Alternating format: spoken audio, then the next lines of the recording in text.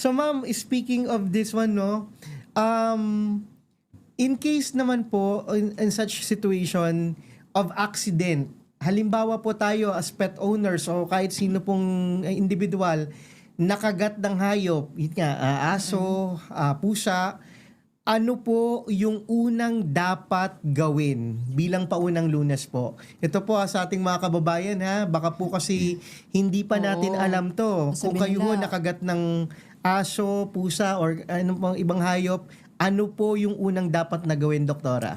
Okay, kapag ka nakagat po tayo ng aso o pusa at iba pang hayop, ang unang-unang dapat gawin, pumunta dun sa may running water, hugasan ng maigi yung yung part na nakagat, kung saan man yan, sa kamay, sa paa, hugasan na maigi dun sa running water, medyo paduguin po natin. Then, iwawash natin ng soap, gagamitan natin ng sabon, at lagyan ng disinfectant after, like Ayun. alcohol, betadine, para dun sa sugat. Then, as soon as possible, dapat magpunta ka agad sa pinakamalapit na animal bite centers. Ayun. Marami po tayong mga ganyan sa mga barangay po tama po. Yes po. Libre Meron lang. po tayong may mga free vaccinations po tayo sa Rural Health Center. Sa mga government hospitals, meron din. Tapos, meron din po tayo mga animal bite centers na nag-o-offer ng free vaccination kasi accredited sila ng mga Opo. ng DOH at ng PhilHealth. So, pwede nating magamit yon para makapagpabakuna. Huwag na po nating antayin na may signs na ma-observe. Opo. Ako, naranasan ko po kasi yan Alas 2 ng madaling araw, nag-aaway po kasi yung mga dogs. Oo. Inawat ko sila. Yung pagkakamali ko, dapat daw po pala kasi wag ganun. Yes po. So, ang dami ko po talagang sugat, pati sa paa, ganyan. Aso ko po, Aray. vaccinated na po siya. Vaccinated Kaya naman. lang, kailangan maging safe pa rin po tayo. Yes po. So, pupunta pa rin ako sa... Talagang SOP po yun. Vaccinated at hindi yung nakakagat sa atin. Kailangan po nating magpabakuna. Opo. At saka, Dok, ano po ba ang dapat gawin kapag ka nag-aaway po ng ganyan yung mga... Pagka nag-aaway po yung mga alaga nating aso at pusa, huwag niyo pong sawayin, huwag po kayong maging referee. Huwag kayong Ang dami mag-gas nila ng referee. Pwedeng gamitin yung tubig. Pwedeng oo nga po. buhusan ng Opo. tubig para maghiwalay sila. Maghiwalay. Although may iba ding mga aso na kahit Ayaw, buhusan, hindi po ayaw talaga. maghiwalay. So, may iba na talagang hinahampas nila.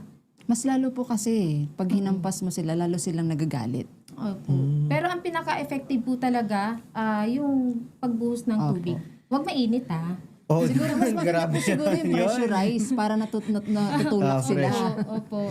So yun na dun sa tanong na yun ng ating mga kababayan na. So again ho, kung sakali ho by any chance nakagat tayo, hugasan, running water, sabunan, after nun antiseptic, Yes. and go to the nearest animal bite center. Yes. Then, dun naman po sa nakakagat, kailangan i-observe for 14 days. Yung aso po. Yes po. Kailangan nyo silang i-confine sa isang area lang para ma-observe closely yung mga signs and symptoms. Kailangan ma-observe po yun. Tapos, pag doon naman sa mga stray cats and dogs, wala na tayong magagawa doon. Hindi na natin malocate yun. Hindi natin alam kung sino ang far parent nun. So, yun. Ang talagang pinaka-best na dapat natin gawin, pumunta tayo doon sa animal bite centers para magpaturok, para panigurado po sa buhay natin. Yeah. Ma'am, ano po, kanina ho nabanggit banggit ho natin yung sa rabies. Oo. So, ma'am, can you tell us more about this po? Kasi po baka mamaya, kasi yung iba, napanood lang namin ito sa balita, nakagat na sila, hindi sila nagsasabi, nakagat na pala sila. Okay. What are the signs and symptoms of if a certain individual po ay infected ng rabies? Yung rabies virus, ang usual na carrier niyan, bats. Kaya magdobling ingat din tayo. ha? Paniki. Yes po. Wag po tayong matuwa pag nakakita tayo ng bats sa bahay natin, sa paligid natin. Kasi yung infected ng rabies na bats, usually nakikita daytime. Oh. Ayun. Tapos medyo hirap sila sa paglipad, yung mga ganon. Naku. So, pag may nakita tayong bats sa paligid natin, sa bahay natin, wag pong hahawakan, wag huhulihin. Kasi napakadelikado. Pwedeng carrier sila ng rabies. Doon po nanggagaling yung rabies virus. So, pagka po pala lagi namamasyal sa mga cave, di ba? Natatakot pala yun. Oo. Then, yun, yung rabies virus nakaka-affect sa mga aso't pusa, mga mammals, included humans. So, kapag halimbawa po, nakagat kayo, talagang kailangan magpabakuna agad-agad. Pero sa aso, kapag nakakagat, kailangan i-observe muna for 14 days. Pagka may nakita kayong unusual behavior dun sa aso o pusa, kailangan dalhin nyo kaagad sa veterinary clinic para ma-check, para ma-confirm. May mga veterinary clinics and hospitals po tayo na gumagawa ng rabies test, yung mga rapid test na gamit ang saliva nung aso or pusa. Then, sa signs and symptoms naman po, common na, di ba? Yung parang nauulol. Opo. Oo. Pero ang signs and symptoms kasi ng rabies infection, dalawang types yan. Meron tayong tinatawag na dump type or furious type. Yung furious type, yun yung very common na alam natin. Yun po yung asong nauulol, naglalaway, tapos takbo ng takbo na hindi alam kung saan tutungo. Ganon. Parang wala sa sarili. Opo. Then may tendency na mag-bite dun sa tao. Hindi siya takot sa mga tao. Susunggaban niya. Yun ang signs ng furious type na rabies. Then yung dump type naman, may paralysis. Merong paralysis of the jaw. Oo. Parang naglalakjo. Opo. Hindi na makakain. Lateral recumbent, yung nakahiga na lang, nanghihina, naglalaway. Yun yung makikita natin, ma-observe natin. So, dalawang klase ng magkaibang signs and symptoms. So, pagka yung mga ganun, Dok, mamamatay na po ba sila nun o hindi Once naman? na infected po ng rabies sa aso, sa pusa, sa tao, Pag sa tao naman po, Dok, paano sa naman humans, po? almost same lang sila ng signs and symptoms na pinapakita. Okay, so kasama na po Pero dito yung... nakadepende po yan sa nakadepende po yan sa site ng bite.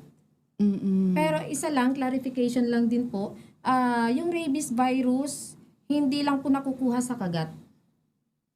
Kapag tayo may maliit na sugat, tapos natalsikan ng laway ng infected ng rabies, pwedeng pumasok yung virus. Pwede tayo magkaroon. Ma'am, nabanggit nyo rin kanina nung kausap namin kayo prior to us airing. Ito kasi meron tayong mga listeners and viewers from abroad na hindi lang from Pilipinas. So bukod, yun na nga, bats, dogs, cats. Nabanggit nyo kanina, raccoons. So, ito sa mga listeners and viewers ho natin na nandyan ho sa ibang bansa, na baka may mga raccoons ho dyan. Raccoons, kung di po kami nagkakamali, raccoons? belong to the family of rodents ba sila? Yung mga tayo-tayo yung balahibo, yun ba yun? Parang ano yun kasi usually sa cartoons ko lang nakikita yun, parang may stripes din ng black and white yun eh. But nevertheless, dun ho sa mga bansa na may ganon, ayun ho, mag-iingat din ho tayo. Squirrels po ba? Yung parang... Yung may amoy ba yun? Hindi, yung nasa yung kumakain ng mahaba nuts yung sa puno, tail. yung mahaba yung tail. Walang masyadong reported. Rare. Pero pwede rin. Sa ano Ayun. po, yung sa water, sa dagat, meron po bang rabies na po pwedeng makuha doon? Ng mga animals doon? Kadalasan, wala naman po. Wala naman. Usually yung rabies virus kasi can Land. affect warm-blooded animals. Okay. So I guess ang more commonly kung let's say when we talk about sa dagat, syempre I mean shark attack, Walang reported. yung sa stingray What po about no yung ma'am? spiders na malalaki? Tawag nun? Iba naman po yung toxins na bigay Oh, nila. Okay. ayun. Then ano lang po, clarification lang din po. Hindi lahat infected ng rabies. Hindi inborn ang rabies. Oh. Yun, isa sa mga misconceptions. May mga nagsasabi, mas malakas ang rabies sa tuta. Oo nga, naririnig namin yan ma'am sa ibang Pinoy. Ayun, mali po yun. Hindi po tama yun. Uulitin ko, hindi po tama yun.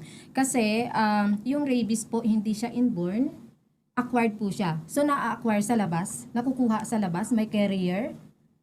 Then kapag depende sa site ng bite sa site ng yung introduction ng virus dun sa katawan ng aso or ng tao, kahit sa tao ganun din.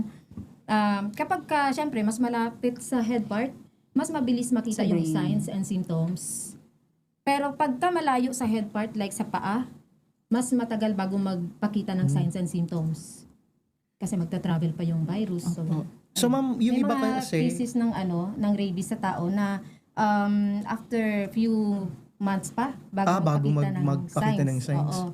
ma'am, may mga cases po, halimbawa nakagat ho sa binti, aside po sa kagat ka ng aso, actually kasi naririnig ko rin to sa mga, let's say, natuklaw na ahas, yung tinatalian, let's say, dito, tapos tatalian dito. So, is it effective doon? Hindi naman, misconception ba yun? Or Nakakatulong para hindi mag-spread agad ng mabilis. Tinatalian. so, halimbawa, dito ako nakagat. So, dapat talian ako dito. Ay nga, sa sa rabies kasi, ang advice po i-wash sa running water. Okay. Talagang Parang hayaan mo lang siyang So, yun na- agad-agad. Yun po, agad-agad po yun. Agad-agad. Yun. So, yung nabanggit ko, so sa cases naman yun ng mga snake bites. Apo, snake Ayun. bites, nakakatulong yung Yung tatalian. Iba naman kasi yung nila, di ba po, yung poison nila Yes po. sa snakes. Venom. Ayun. Doc,